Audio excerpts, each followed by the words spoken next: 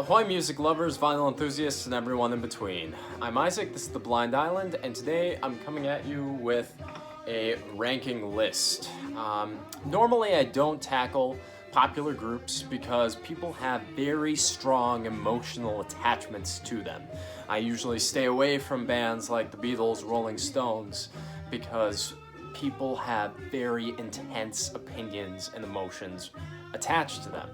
And this is kind of me putting my toe in the water because I would like to talk about these groups a little bit and maybe put my thoughts and opinions out there, but don't at me because this is purely my opinion, purely my thoughts, and you're going to agree and disagree, more likely than not disagree with me on this list, but don't attack me because I have a different thought. I welcome different thoughts because it's very important to keep on growing the human race. So, without further ado, this is my ranking list for the studio albums of Led Zeppelin. Quick caveat, Coda will not be included on this list as that was never intended to be a studio record. It's odds and ends, bits and bobs that was released kind of as a quick one while Led Zeppelin was dismantling. So I am not including that and just strictly going to be doing from their first record to In Through the Outdoor. Now let's get started. Now at the bottom of the barrel, from least best to very best, again, least best being that still good, it's just not my favorite, is Presence. Now, a lot of people are going to disagree with me on this one. There's some very good material on here. Achilles' Last Stand, Nobody's Fault But Mine. However, it just sounds like Led Zeppelin is trying to be Led Zeppelin on this one. It's a back to basics type of record. However, the experimentation that was on Houses of the Holy, Physical Graffiti is completely gone, and they're trying to sound like they're trying to be Led Zeppelin rather than actually being who they are. So it was made in a very tumultuous time for the group. The last two records were, but this one just kind of falls short for me, even though it does have two monolithic tracks on here. So that would be the lowest one for me. Next one is In Through the Outdoor. Now, most people put this one at the bottom of the barrel, but to me, this sounds like a group that is struggling to find their place in the new music sound of the late 70s. Hard rock was kind of being seen as passé, and everything was going to glam and post-punk. But I just think that at least they're trying something new, they're trying something different on here. It doesn't always work, but I respect that they were trying something else. And also there are songs on here that really bring a smile to my face. I know it's a throwaway song, but I love Hot Dog, and Fool in the Rain is a great song. So that's why this one goes a little bit higher than Presence. Now I'm really going to be making no friends with my next choice, but this is Zeppelin IV. And again, this is a very important record, very important album, and did change musical landscape.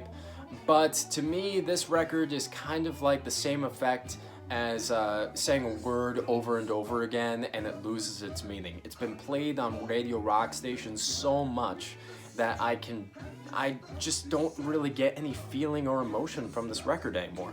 I still will sing along with the songs, still acknowledge that they're great. It just doesn't do it for me. So that's why it's so low on the list. I still acknowledge that this is probably a top 20 greatest rock album of all time. It's just not doing it for me in their studio catalog. And next, I have Zeppelin I, their debut. Now this would probably be a little bit higher on the list if it weren't for the controversy that surrounds this record. The fact that they pretty much took old classic blues songs and peddled them off as their own lyrics really strikes a sour note for me, especially since I love blues singers so much. This probably would be higher if it were based purely on musicianship and singing, but again, this is based on my feelings, and I wish that they had given credit where credit is due, and they really did make a huge splash on their first recording, This is a amazing debut album, and I thoroughly enjoy it. Listening to Good Times, Bad Times the first time, you know, you're 14 years old, it's revelatory. So this is a really great album, just not hitting the same highs because of the emotional baggage that comes with it. Next, I have Houses of the Holy. This is where Led Zeppelin started to go from that hard rock group into like a little bit more of an experimental and strange phase. I love some of the tracks on here. No Quarter is one of their coolest songs they ever recorded. The effect that's on Robert Plant's voice sounds like he's underwater.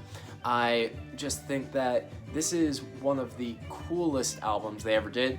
If it weren't for the grunge, it would probably be a little higher on the list, but that one, it doesn't work for me. I know it's kind of like Hot Dog, where it's just kind of a throwaway track, but it doesn't have the same fun aspect to me. It's really, when it's surrounded by so much artistry, it really detracts from the whole record. So I really enjoy this album, and I enjoy how far they were pushing themselves.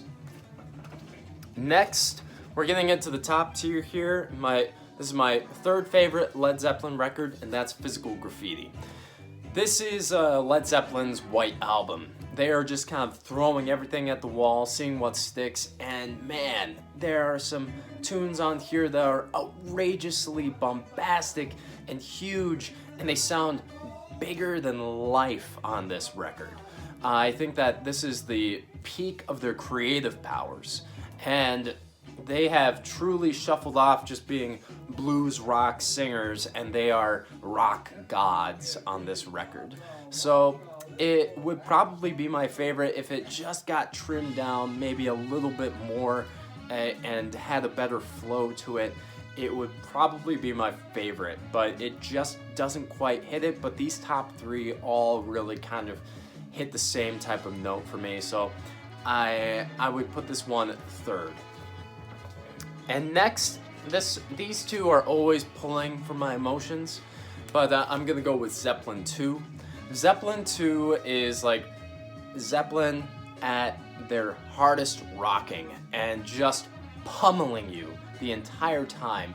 This is such a great record, and I mean, what else can you say? Starting off your album with such a statement song like Whole Lotta Love, it's so good. I can't get over it. It's a phenomenal song, and this record flows so nicely.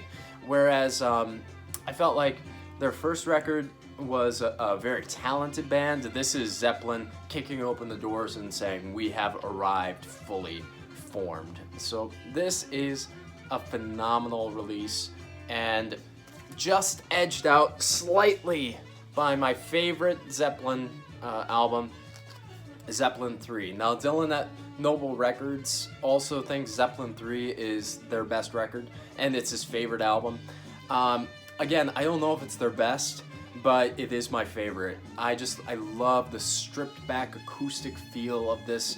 It really sounds like they're starting to question their identity a little bit more as a band, and it still starts off with one of their hardest hitting songs, Immigrant Song, and to me, Robert Plant's best vocal ever is on this with Since I've Been Loving You. This is a top 5 best song of all time. He is just wailing, moaning, like Jimmy Page is going all over the guitar. It is a phenomenal track, and this is a phenomenal album. My favorite Led Zeppelin. Alright guys, so that's my ranking of Zeppelin studio records. What did you think? What would be your personal ranking? Let me know in the comments below, and as always, I hope that you have a great day on your own personal oasis. Cheers.